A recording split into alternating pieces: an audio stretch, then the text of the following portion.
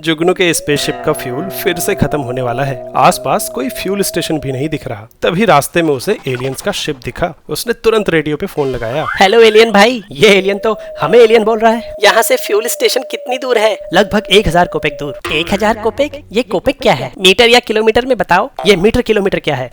ये कंफ्यूजन तो होना ही था। हम इंसान दूरी नापने के लिए खुद की बनाई हुई यूनिट्स इस्तेमाल करते हैं, जैसे कि मीटर और किलोमीटर। जरूरी नहीं कि यूनिवर्स में बाकी लोग भी यही यूनिट्स इस्तेमाल करें। उनकी अपनी बनाई खुद की यूनिट्स भी हो सकती हैं। जुगनू को आया आइडिया। स्पीड ऑफ लाइट की वैल्यू पूछता हूँ। वो पूरे यूनिवर्स में कांस्टेंट है। उसकी मदद से मुझे कोपेक और मीटर का रेशियो पता चल जाएगा। 10 करोड़ कोपेक पर जोनिक है। जोनिक सेकंड भी इस्तेमाल नहीं करते। अब डिस्टेंस का रेशियो पता करने के लिए टाइम का भी रेशियो पता करना पड़ेगा। अब क्या करूं? क्या कोई ऐसी यूनिट नहीं जो पूरे यूनिवर्स में कॉमन हो? यही सवाल मैक्स प्लैंक के मन में आया था। क्यों ना हम लेंथ, टाइम और मास की ऐसी यूनिट्स बनाएं जो मैन मेड ना हो और पूरे यूनिवर्स में कॉमन हो। यूनिट्स पता करने के लिए उन्होंने नेचुरल कांस्टेंट्स का इस्तेमाल किया, जिनकी वैल्यूज यूनिवर्स में कहीं भी किसी भी टाइम सेम ही रहेंगी। मैक्स प्लैंक ने न्यूटन की इक्वेशन से ग्रेविटेशनल कांस्टेंट, आइंस्टाइन की इक्वेशन से स्पीड ऑफ लाइट और खुद की इक्वेशन से प्लैंक कांस्टेंट को अननोन पावर्स x, y और z के फॉर्म में लिखा और एक इमेजिनरी लेंथ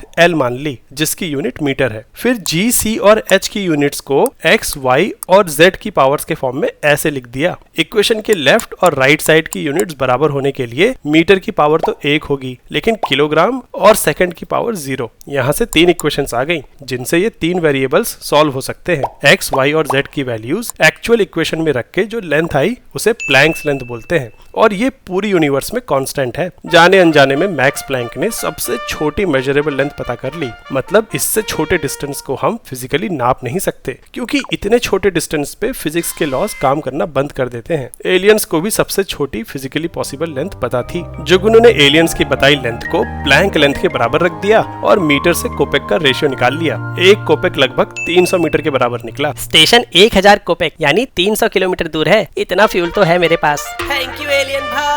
इतना दिमाग लगाने के बाद भी बेवकूफ उल्टी डायरेक्शन में जा रहा है। डायमेंशनल एनालिसिस में इक्वेशन के दोनों तरफ डायमेंशंस की पावर्स को मैच करते हैं। हमने चीजों को सिंपल रखने के लिए यूनिट्स लिख दी, लेकिन इन्हें ऐसे लिखते हैं क्योंकि डायमेंशंस फिजिकल क्वांटिटीज को डिस्क्राइब करते हैं, जिन्हें किसी भी यूनिट से नापा जा सकता है। स्टोरी वाइज का लक्ष्य है इंडिया के लिए एजुकेशन को इंटरेस्टिंग और आसान बनाना। इसलिए हम मुश्किल कॉन्सेप्ट्स को कहानियों के जरिए मजेदार बना रहे हैं और आप इस मिशन का हिस्सा बन सकते हैं हमारी मेंबरशिप लेकर। ये एक छोटी सी मदद हमारे लिए बड़ा सहारा बन सकती है, जिससे स्टोरी वाइज की टीम पूरे सिलेबस को कहानियों में पिरोकर आप तक पहुंचा पाए।